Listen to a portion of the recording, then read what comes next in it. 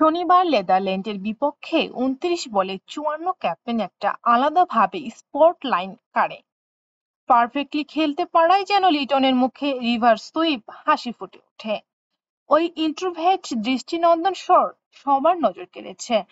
তবে ইন্ট্রোভার্ট দলের নেতা হয়েও টিম ম্যানের রূপ নিয়েছেন।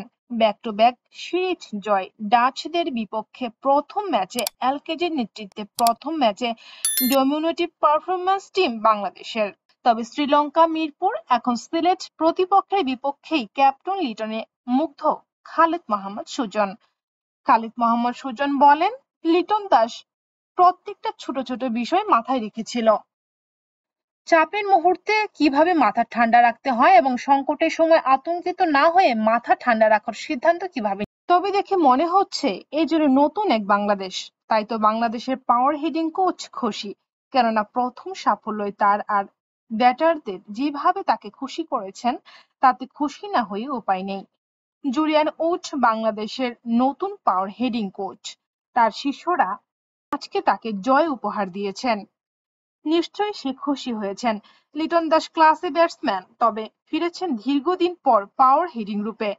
অপরদিকে সাইফ হাসান, তিনি যেভাবে ছক্কা মেরে অর্থাৎ পরপর দুটি ছক্কা মেরে দলকে ফিনিশ করেছেন, বাংলাদেশের ১৩৬ রান চেঞ্জ করলো ১৩ ওভারে ৩ বলের মধ্যে, সেটা ছিল এক কথায় অসাধারণ।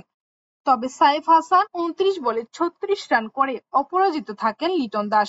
২৯ বলে ৫৪ রানে অপরাজিত দলকে জিতিয়ে দিয়ে মাঠে ফিরেছেন লিটন দাস।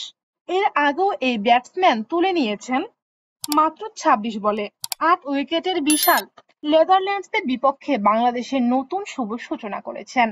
৩ ম্যাচের টি-টোয়েন্টিতে প্রথম সিরিজে জিতে ইতিমধ্যে এর শূন্য ব্যবধানে এগিয়ে গেল Bangladesh. Man of the match হয়েছেন তাসকিন আহমেদ, কেননা এ বোলার তুলে নিয়েছেন পরপর ৪ উইকেট।